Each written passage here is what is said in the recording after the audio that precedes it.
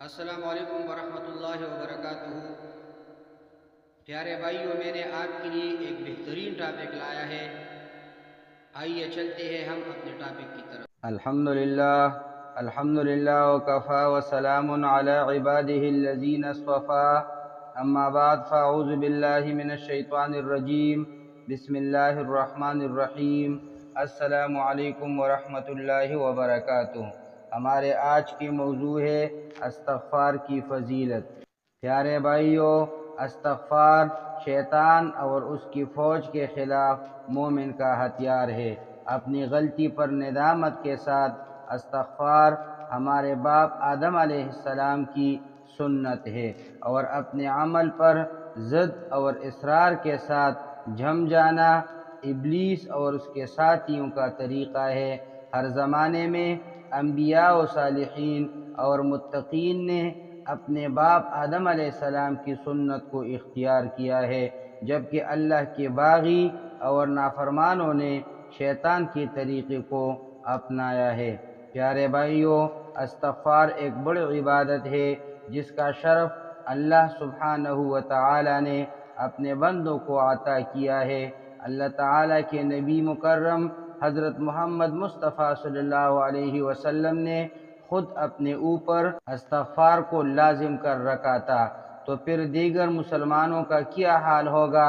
استغفار کرنے والوں کو اللہ کی محبت ملتی ہے، اور اللہ مغفرت مانگنے والوں اور استغفار کرنے والوں پر بڑا ہی کرم فرمانے والا ہے۔ پیارے بھائیوں، استغفار کے معنی مغفرت کی طلب کے ہیں، اور مغفرت کے معنی گناہوں کی پردہ پوشی اور ان کے شر سے بچاؤ ہے۔ بندہ اللہ سے استغفار کرتا ہے کہ اللہ دنیا میں اس کے گناہ پر پردہ ڈال دے، اور اس کا گناہ اس کی فضیحت کا سبب نہ بنے، اور آخرت میں بھی اس کو ظاہر نہ کرے، اور اپنی رحمت اور عفو سے اس کا گناہ معاف فرما دے۔ استغفار کی فضیلت یہ ہے کہ قرآن کریم میں استغفار کرنے کی ترغیب کثرت سے دی گئی ہے۔ ایک مقام پر فرمایا، اللہ سے استغفار کرتے رہو، بے شک اللہ بڑا غفور الرحیم ہے۔ اللہ تعالیٰ استغفار کرنے والوں کی مدح بیان کرتا ہے۔ رات کی آخری گھڑیوں میں اللہ سے مغفرت کی دعائیں مانگا کرتے ہیں۔ ابن کثیر رحمہ اللہ فرماتے ہیں کہ رات کی آخری گھڑیاں یعنی تہجد کا وقت استغفار کا بہترین وقت ہے۔ حضرت یعقوب علیہ السلام کو ان کے بیٹوں نے جب معافی کی درخواست کرنے کو کہا تو انہوں نے سحر کے وقت کا انتظار کیا، اور سحر میں اللہ سے ان کے لیے معافی کی درخواست کی۔ اور اللہ تعالیٰ بیان فرماتا ہے کہ جو لوگ اس کے حضور استغفار کرتے ہیں وہ ان سے کیا معاملہ کرتا ہے۔ اگر کوئی شخص برا فعل کر گزرے یا اپنے نفس پر ظلم کر جائے اور اس کے بعد اللہ سے درگزر کی درخواست کرے تو اللہ کو درگزر کرنے والا اور رحیم پائے گا۔ اس آیت میں وہ کلیہ بیان کیا گیا ہے جس کے مطابق اللہ اپنے بندوں کے ساتھ سلوک و انصاف کرے گا۔ اس آیت میں معافی کا دروازہ چوپٹ کھلا رکھا گیا ہے۔ اگر لوگ توبہ کرے تو اللہ کے دروازے کو کھلا پائیں گے۔ اس طرح ہر گناہگار تائب کو معافی کی امید دلائی گئی ہے۔ پس اللہ تعالی موجود ہے اور اس کی رحمت اور مغفرت موجود ہے، بشرط یہ کہ کوئی معافی مانگنے والا اور استغفار کرنے والا موجود ہو۔ بندہ کسی غیر پر ظلم کرے یا خود اپنے نفس پر، بہرحال ظالموں کے لیے معافی کا دروازہ کھلا ہے اگر وہ استغفار کر لے، اور اگر وہ توبہ کر کے واپس آئے تو وہ انہیں معاف کرنے کے ساتھ ان پر رحمت بھی کرتا ہے۔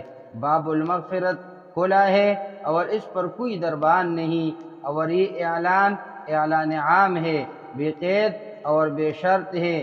جب بھی وہ توبہ کر کے لوٹ آئے تو اللہ غفور الرحیم ہے۔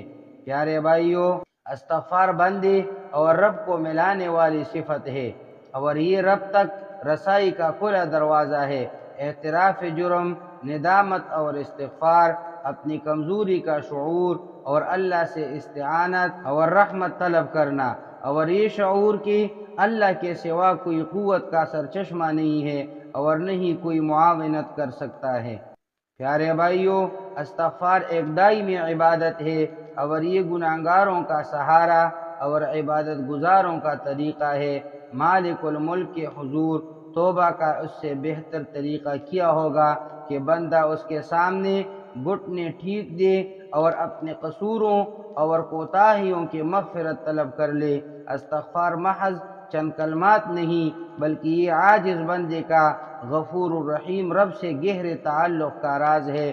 جو بندے اللہ سے استغفار کرنے کا تعلق استوار کرتے ہیں وہ انہیں اپنے مأمون بندوں میں شمار کرتا ہے اور انہیں مقہور اور عذاب کا شکار ہونے والے گروہوں میں شامل نہیں کرتا۔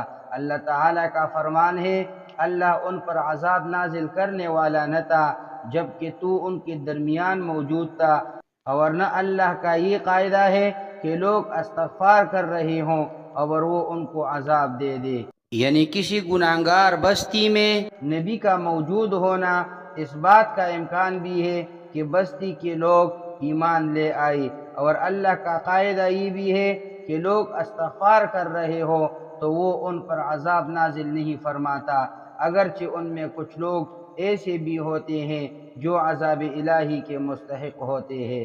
پیارے بھائیو، اللہ تعالی حج بیت اللہ جیسی بڑی عبادت کی ادائیگی کے موقع پر بھی استغفار کی تاکید فرماتا ہے۔ پھر جہاں سے لوگ پلٹنے ہیں وہیں سے تم بھی پلٹو اور اللہ سے معافی چاہو، یقیناً وہ معاف فرمانے والا اور رحم فرمانے والا ہے۔ یعنی اعمال کی قبولیت کے مقام اور اس کی رحمتوں کے نزول کے مقام پر بھی استغفار کی تاکید ہے کہ محض زبان سے کلمات ادا نہ ہوں بلکہ دل سے توبہ بھی کی جائے۔ اگر زبان دل کی شمولیت کے بغیر استغفار کرتی رہے تو وہ غیر نافع ہے۔ اقول قولی ھذا استغفر اللہ لی ولکم ولسائر المسلمین۔